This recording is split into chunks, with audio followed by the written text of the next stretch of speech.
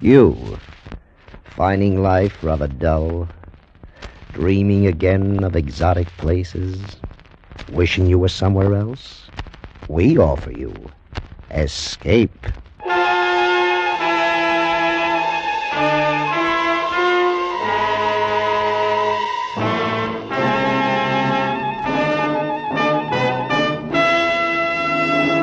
Escape with us now to a small freighter in the China Seas and a sinister traveler who brings destruction to crew and ship alike, as Ellis St. Joseph tells it in his most unusual play, A Passenger to Bali.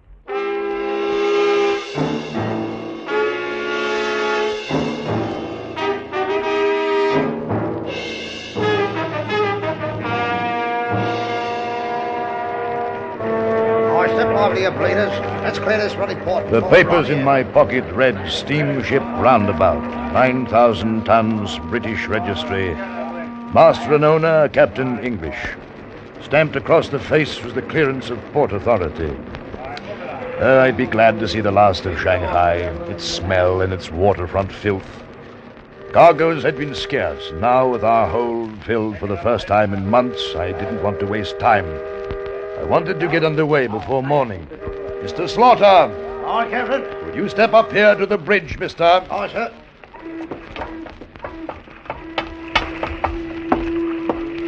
Are we ready to sail, mister? All secure, sir. All hands on board? Aye, sir. Good. Let's clear port, Mr. Slaughter. Yes, sir. Mr. Angle, stand by the castle. Stand by. Stand by. Let go the stern spring line. You there on the dock. Take that line forward. Forward, you lump of meat. Here, you can't board now. But, my good fellow, I am aboard. The ship is about to sail. Who is it, Mr. Slaughter? Oh, someone who insists he talk with you, sir. Stay there. I'll be down.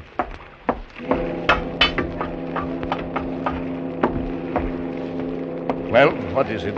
Have I the honor of addressing Captain English of the Roundabout?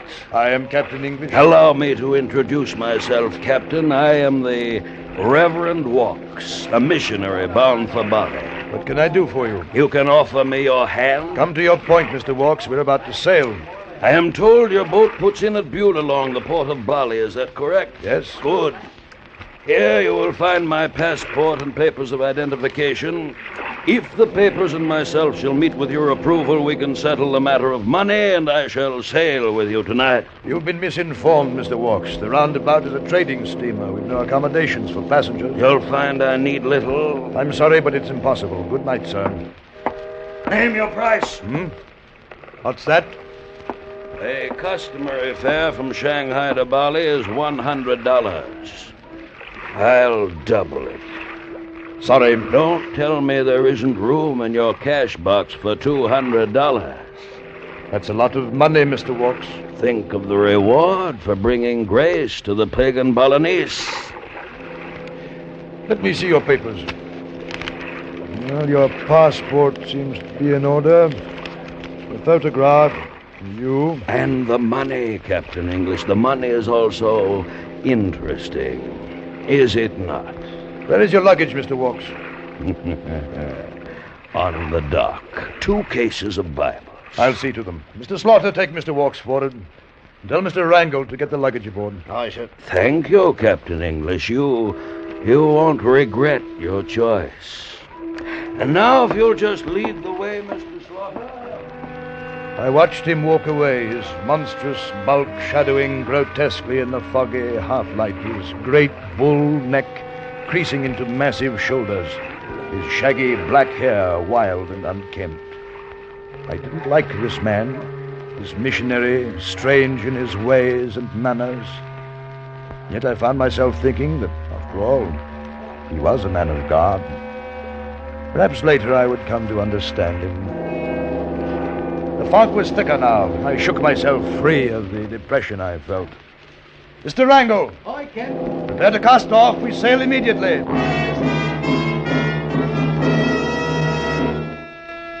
was the 3rd night out of Shanghai when Mr. Slaughter brought the first trouble to my cabin. I found her in the afterhold, sir. Come on board in Shanghai. Obviously, Mr. Slaughter. Come here, girl. I won't hurt you. Come here. What is your name, girl? I don't think she understands English, sir. Probably Chinese from the looks of her. I understand. What are you doing aboard this steamer? Must come on ship. What do you mean, must come on ship? Why? Must come. Now, look here. Do you know what is done with stowaways? Store. Always? Yes, people who sneak on board a ship without paying. I do not know. There's no place to put her ashore, sir, until we reach Bali. I know, and yet she can't have the run of the ship. We could lock her in the empty cabin, sir. You forget, Slaughter. There is no empty cabin now. Mr. Walks is in it. Misa walk. Misa walk. You know Mr. Walks, girl? Oh, Misa walk. Mr. Slaughter, would you ask Mr. Walks to step into my cabin, please? Aye, sir. I'll only be a... Gentlemen, I couldn't help but hear my name being spoken. May I be of service to you, Captain? Got here ready for... I don't appreciate eavesdropping outside my cabin. Eavesdropping? My dear Captain, you do me an injustice. I was merely passing by. As you say, Mr. Walks. Mr. Walks, do you know this young girl? Have you ever seen her before? What a charming child. What a delight. I'm sorry, Captain. I'm afraid I cannot help you. I have never seen her in my life. Misa walk. You tell me long. After all, Captain English, you could hardly expect a man like myself to know a girl from what must obviously be a sordid livelihood. I have never seen this girl before. She came aboard this boat to be with you. Did she tell you so? No, but it's obviously so. Even though I am dedicated as a missionary to aid and comfort the distressed, I do not feel obligated to lie merely to smooth the path for another's crime. This girl is obviously far beyond any spiritual help or material comfort that I could give her. Good day, gentlemen. Girl, did you know this man in Shanghai? Yes, Did you know him well? very well. He was my... Yes, very well.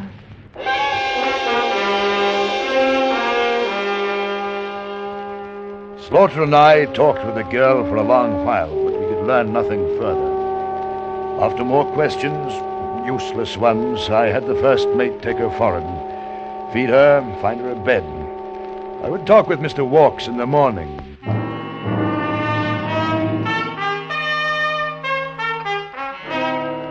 Slaughter and I were eating breakfast, and Mr. Walks came into the mess room. He sat down. His gigantic, obscene body overflowed from his chair across the table. Good morning, gentlemen. I trust your nights were pleasant ones. Mr. Walks, I want to talk with you about that girl. The girl? Oh, yes, a tragedy. I want you to tell me all you know about her. Then I'll decide what's to be done. What's to be done? Captain, you're overstepping your bounds. This is God's work. Now... What do you mean? Oh, dear. You haven't heard? Heard what, Mr. Walks? What is there to hear? About the girl, Mr. Slaughter, the poor girl. What of her? It seems she met with an accident last night. Accident? Yes, at least so I presume. There is some small evidence that she has left our ship now to ride in a mightier, more wonderful vessel. Perhaps even now she is riding across the heavens in a chariot of flaming gold. What are you talking about? The poor, demented girl sought succor in the depths of water about us. What? Her pitiful torn shawl lies amid the hawsers at the stern. She committed suicide sometime last night. Well, must I eat alone, or will you gentlemen stay for a second cup of coffee?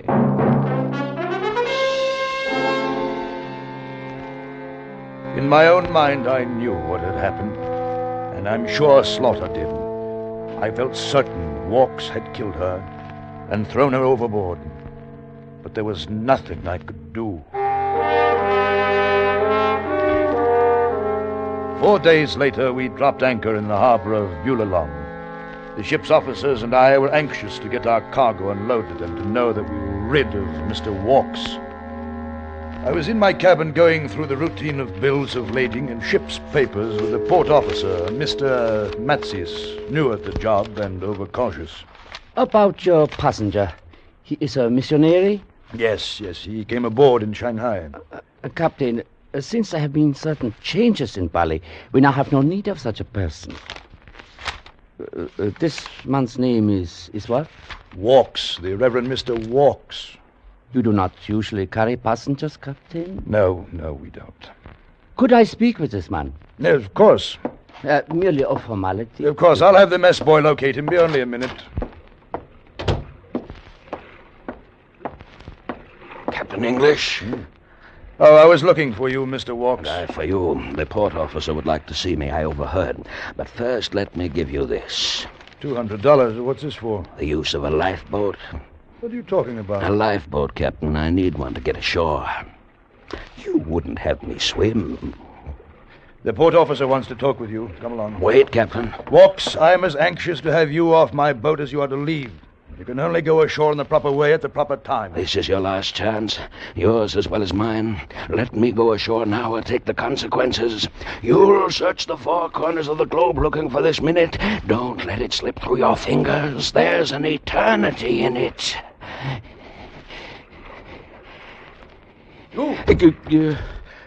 Captain English. This man is not a missionary. His name is not Vox. All Indonesia is close to him. What? You mean he can't land? Oh, no, this is ridiculous, Mr. Matsis. This man doesn't belong to me. I refuse to be burdened with him. You have no choice. He is on your ship. He belongs to you. This man booked passage from Shanghai to Bali, and I refuse to take him further. I am sorry, Captain English, but this is not my concern. During the time you are in port, a police guard will be placed on this man. He will not be allowed out of his cabin. When you sail, he will sail with you. Who is this man? Call him a murderer, an anarchist, a revolutionary. It does not matter. During the recent trouble here, he fought on both sides and profiteered from both sides. As I said, Indonesia is close to him. Your papers are in order and stamped, Captain. Good day. I warned you, Captain. You should have let me go. You should have let me go ashore in the lifeboat. For now, in the time ahead, you are going to see a great deal of your passenger to Bali. Yes, a great deal.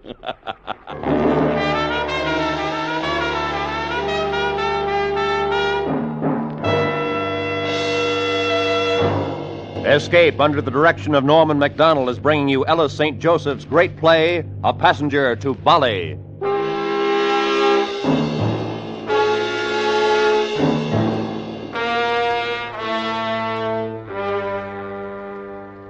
It was the 6th week, 42 days before we had taken on a passenger in Shanghai bound for Bali.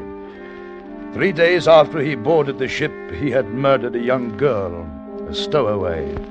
We all knew he had, but we couldn't prove it.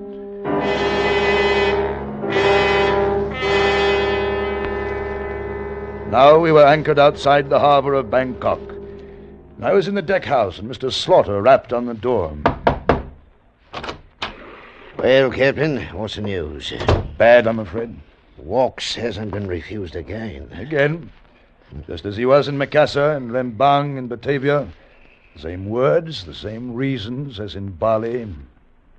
Captain English, there was a fight in the forecastle this morning. One of the men hurt bad, and it was because of Walks. Who were the men? Able Seaman Coles and Duncan, sir. Coles and Duncan? Oh, they're friends. Yes, sir, they were. It's all Mr. Walk's doing, sir. The three of them were arguing about something, and sudden like the fight starts. Duncan was cut heavy in the chest. Walks just sat by. Where is he now? In the mess, sir. I'll be right back. Wait here.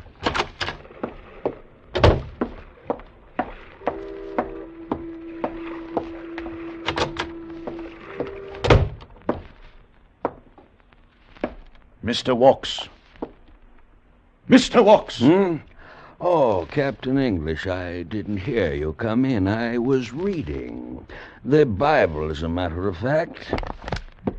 Did you want to speak with me? I am told you are directly responsible for an injury sustained by a member of my crew.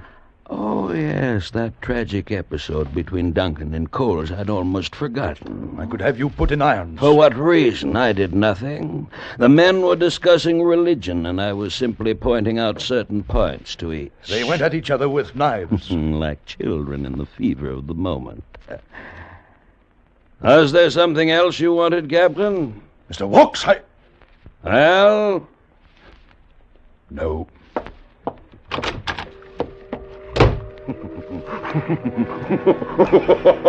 Walks had dismissed me. Dismissed me on my own ship. I had to get rid of this man. His personality was infecting us all.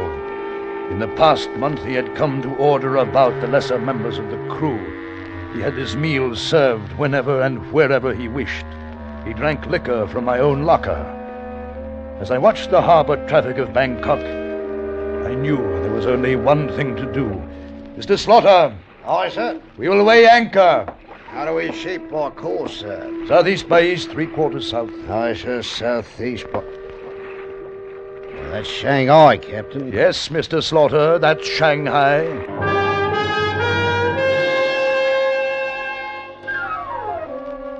On the 2 weeks' return trip to Shanghai, I began to feel myself a stranger on my own ship. The trim little China Seas freighter was becoming a floating prison, and the jailer was Mr. Walks. My Kanaka crew, emotional and superstitious, were in love with him. They worshipped him, worshipped his massive body and his liquor-fed eloquence. My deck officers and I could feel control slipping through our fingers, and we were powerless to do anything about it. Then, finally, it was the last night. Tomorrow, we would anchor in Shanghai. And so we're back to where we started from. But at least we'll be rid of him. I hope there's no slip-up this time. There won't be. They want him, eh? Yes, Shanghai is as anxious to capture him as every other port was to reject him. They won't risk his escape. What's he done, Captain? Walks has been mixed up in something foul in every country he's touched. Heaven only knows what crimes he's committed. But shortly we'll be free of him. Now let's have a drink to that. I don't mind, Captain. Get a new bottle out of the sideboard, will you? Here are the keys.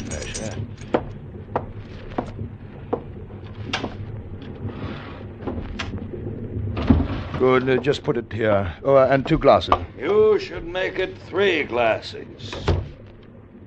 Well, gentlemen, surely you'll invite me to join you. No, Mr. Walks. Will not. Then I shall have to help myself. I think I'd better get out on deck, Captain. You'll excuse me. Wonderful, wonderful. Too bad poor Mr. Slaughter couldn't stay. Glad you enjoy my whiskey. You have good taste, Captain. Good taste in everything. Whiskey, boats. The Roundabout is an ideal little steamer. You might almost say I found a home here. Have you packed, Mr. Walks? A comfortable cabin, good food, now that I've schooled your cook, a well-stocked liquor cabinet. Are you packed, Mr. Wilkes? No. No, I am not packed. You haven't much time. Tomorrow we'll be anchored at Shanghai and you'll be taken away. I hope to jail. You could be wrong, Captain. It might turn out that I shall stay forever aboard your ship. Until eternity. Walks, I've never liked you. Not since that first night when you came aboard in Shanghai. Oh? You're filthy. You're rotten, unclean. You're a murderer by your own influences. This is no time for heated argument. Drink a toast with me, Captain. You've got into the very core of the ship with your A rottenness. toast, Captain. You've seduced the whole crew, the Kanaka deckhands, the mess boys. Every day they're becoming more slovenly, more lax. Very well, I shall drink a toast myself. To the roundabout, may the comforts I've come to enjoy be not lost too soon. I'd sink my ship before I'd allow you to stay aboard her one day longer. Perhaps Shanghai will present an answer to surprise us both. When this ship leaves Shanghai, Mr. Walks, it will leave free of you. Now, good night, sir.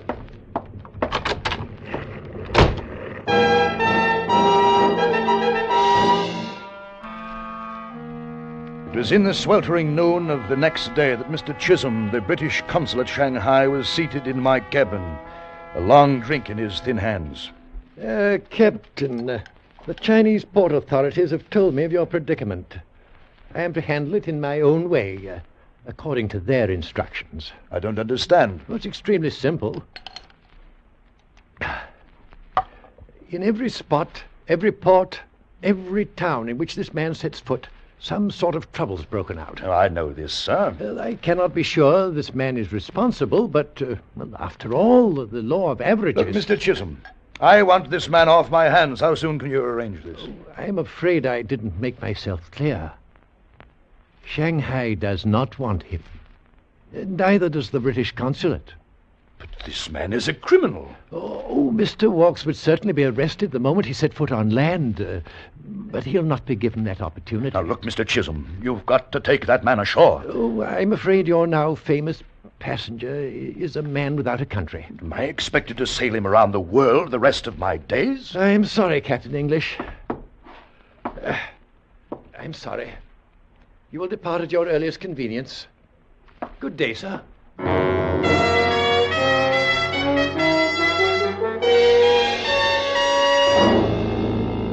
And so we sailed from Shanghai, the roundabout, and Mr. Walks. In the weeks that followed, a great shadow lay over the ship. Wrangle, the second mate, fell ill, stayed in his cabin. Slaughter began drinking even during his watches. The ship seemed to smell of evil. Mr. Walks became the real captain of the roundabout.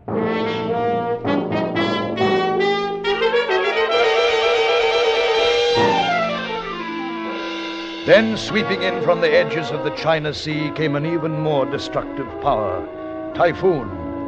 The barometer had been falling for 3 days, and it was on the forenoon watch that the storm hit with its full impact. For 7 hours, the roundabout wallowed through the seething masses of water. Then an emergency call from the quartermaster brought me to the bridge. I went into the wheelhouse. The power unit and the rudder control has gone out. Where's the mate?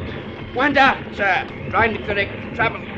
We're on manual operation now, sir. You'll need another man to help you. Get help. But, sir, you can't I can handle it till you get back. Hurry, man. If this thing gets out of control and starts spinning, the rudder will tear itself free in a matter of minutes. Now go on, man, hurry! Aye, sir. With the steam-powered gears to help me, each wave that hit the shuddering ship made the great wheel come alive beneath my hands. I stood, feet braced against the wild pitching of the vessel, shoulders and arms straining to retain control. I tried to gauge the monstrous waves rushing toward us, tried to ease the groaning ship through millions of tons of lashing water. My muscles pulled and ached as each gray-green monster hit. I could hear nothing over the scream of the storm. I turned, looking for the quartermaster, and in that second it happened.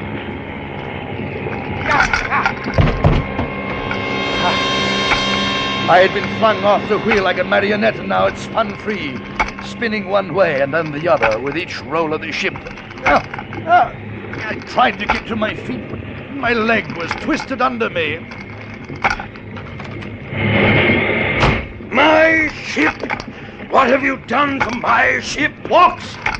Get a rope! Stop the wheel! I'll stop it! No, it'll chop your hands off! Get a rope! No time! Get a rope, you fool! It'll kill you, Walks! Stay away from it! I'll stop it if I have to smash it!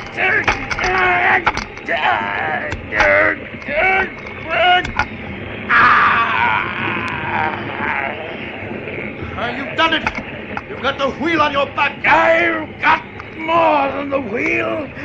I've got the whole ocean on my back. Can you hold it a minute longer, Walks? I'll help you. Hold on until I get there.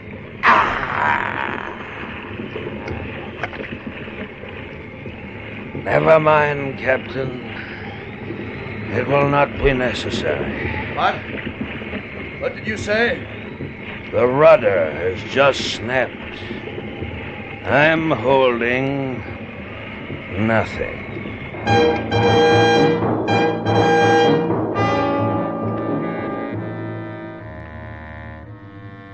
The next morning, the storm was gone. Gone as quickly as it had come, replaced by a thick, yellow, clinging fog through which the roundabout floated, broken, wrecked, sinking. Her wireless gone, half her crew dead. She might go in half an hour, or she might last a week. But I had the safety of my crew to think about. My ship. I had given the order to abandon her. Like rats, we leave the sinking ship.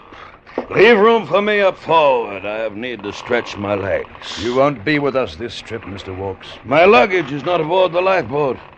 You're staying aboard the roundabout.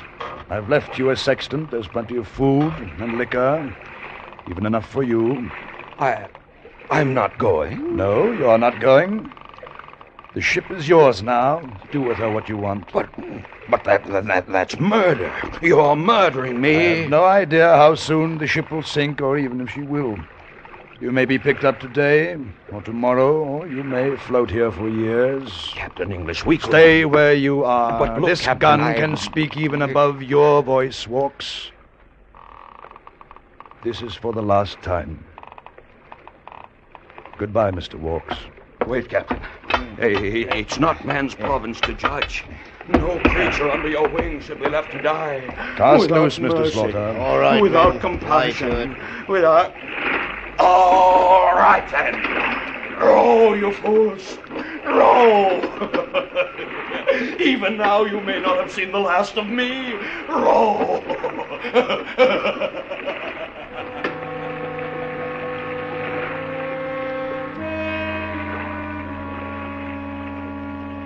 And so I left the roundabout.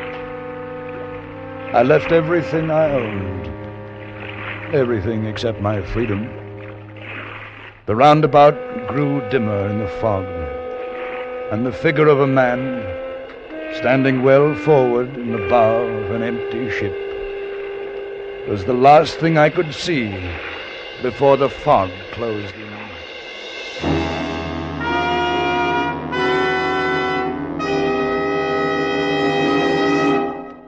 Under the direction of Norman MacDonald, Escape has brought you A Passenger to Bali by Ellis St. Joseph, especially adapted for radio by Mr. MacDonald. John Daner was starred as Captain English, with Lou Merrill as the Reverend Mr. Walks. Featured in the cast were Lou Krugman, Michael Ann Barrett, Wilms Herbert, and Bruce Payne. The special music for Escape was composed and conducted by Ivan Ditmars. Next week, escape with us to the Old West and the unusual story of a man who was a merciless professional killer, but who fought on the side of law, as Ernest Haycox tells it in his exciting story, Wild Jack Wrecked.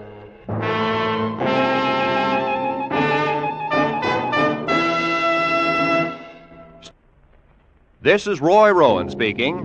This is CBS, the Columbia Broadcasting System.